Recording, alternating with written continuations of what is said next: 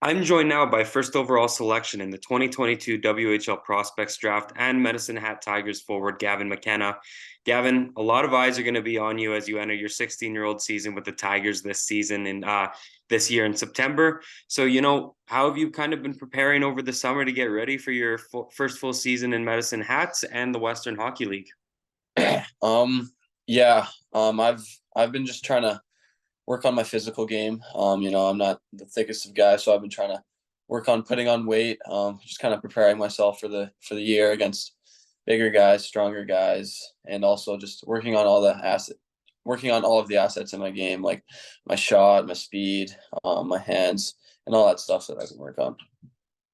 While this season may shape up to your first full season in the WHL, you actually logged 16 regular season games with the Tigers last season.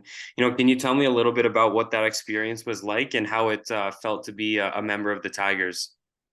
Yeah, it was good for sure.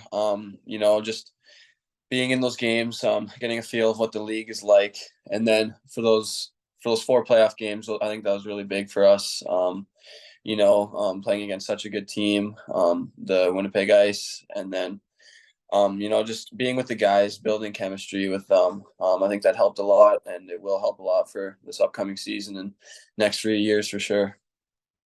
So your WHL debut couldn't have been better for you if you had ridden up just a casual four assist night for you in the Tigers season opener. How are you feeling before the game and as it got underway, and just take me through the emotions, once your offense started to click that night. Yeah, definitely a little nerves going into that game. First game in the WHL. But then I had my teammates. They're all good to me. They all comforted me. And then once I got that first assist, it was my billet brother Reed Andreessen who scored the goal. So that was definitely a cool moment for sure. And yeah, I started to get more comfortable as the game went on and as the years gone on. So yeah, it was definitely a good game for sure and a cool experience. Yeah, it was good. In a similar way as your first assist, it took you a little while longer to get your, first WHL goal. But once you did, it seemed like you opened the floodgates and you registered four goals, in back to back games. So, tell us about that confidence that you got once you tucked the first one and, how that kind of helped you for the rest of the season, I guess. Yeah, for sure. After that first one, I scored. My parents were in the building. It was a cool experience for sure. And then, yeah, me and my line mates, I was up full time with them, so I got to practice every day with them and talk with them and stuff. So that helped me build my confidence for sure. And then they just we were all working for each other. And then they finally just started going in when I was getting those chances. So it was definitely a big confidence booster for sure. You mentioned your first assist came to your Billet Brothers goal, Reed Andreessen. What's it been like getting to kind of live with him and him showing you the ropes last year with Medicine Hat? Yeah, it was good. He's been in the Tigers for a couple of years now. So he kind of showed me what it's like, and he helps me through it a lot. He's a really good player. Obviously talk to him every day still over the summer, see how he's doing. And yeah, he was a huge guy, huge part of my success this year. He obviously drove me everywhere. And just kind of showed me the ways, and he helps a lot for sure. You played in front of a home crowd at the Co-op Place on several occasions last season. What can you tell me about the Tigers fan base and what excites you most about getting to play in front of them again this season?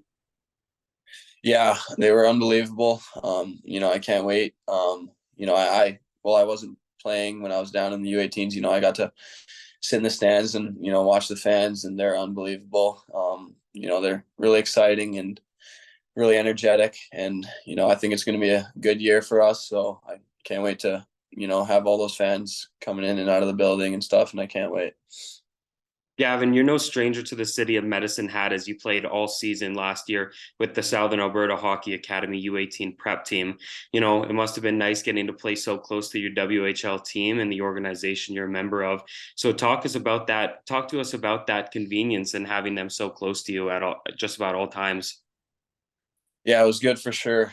We had a really good Saha team, and then just being able to be right there, like the rinks are like 5 minutes away. So if I ever needed anything from the Tigers, I could just go drive over there and they'd be right there. And then, I got to practice with the Tigers 3 times a week. So, just building some chemistry with all the guys, seeing what they do on a daily basis, it helped me.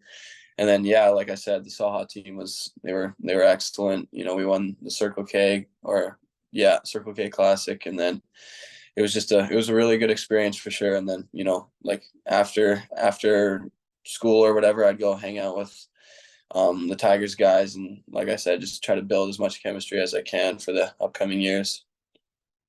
While we're on the topic of Saha and last season at the CSSHL, you led the entire league in goals, assists, points, and was named MVP. What worked well, and how do you plan on bringing that type of performance into the WHL next season? Yeah, I had really good line mates all year long. It was like the team we had, it was just super tight, and that always helps when you can trust your teammates and talk to them after and talk about what you did wrong and whatnot. It's really comforting, and then it brings lots of confidence going into the games. So I think that was definitely the big thing. I'm just gonna try to bring as much as I could from the U18 level up to the WHL for sure.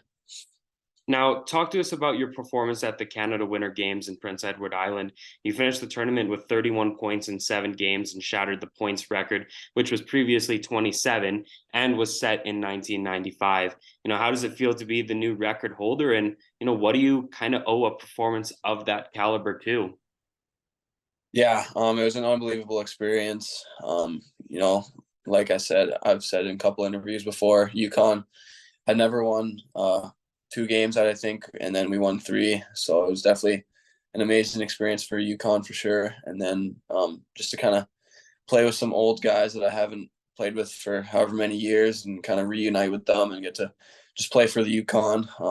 It's definitely like I've never got to play in front of such a cool crowd. Like I had UConn people fly about 10 hours to come watch us. So that was definitely an amazing experience.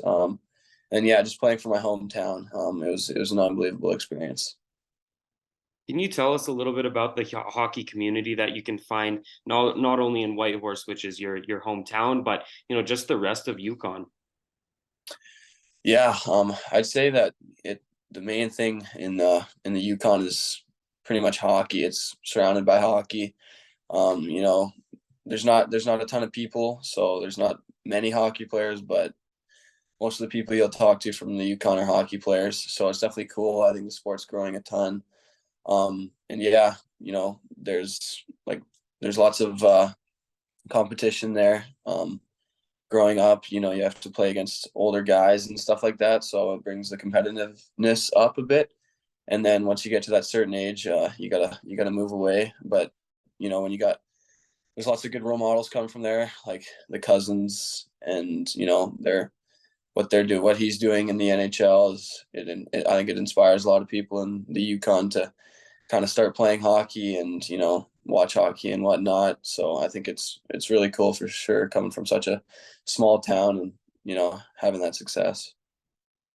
Now, you mentioned the effect Dylan Cousins, who's currently with Buffalo, has on the Yukon, but it's no surprise that you're kind of a high profile player coming from the Yukon as well. So, what does it mean to you knowing that in a similar way as Dylan Cousins, that you're a role model to these kids that are coming from your territory that also want to make it to the big stages of the hockey world? Yeah, I think it's really cool for sure. Coming from such a small town. I think it's pretty inspiring. Kind of shows like anything's possible, I guess. And then, having all those kids, like I went to the back home this summer and I got to see all of them doing the old hockey camps in Whitehorse that I used to do when I was a little kid. So it's really cool to see that. And then yeah, just all the support I get from that such a small place, and pretty much know everybody, so all the support I get is pretty unreal. So it's cool for sure. Switching gears back to summer as well as training camp coming up in September here. What else is on the go for you before you head back to Medicine Hat and get the season started? Just prepare myself as much as I can for the season. It's going to be a big one, so try to just get as ready as I can. Start talking to the guys more and more. So when I get there, I can kind of just walk right in and feel at home again.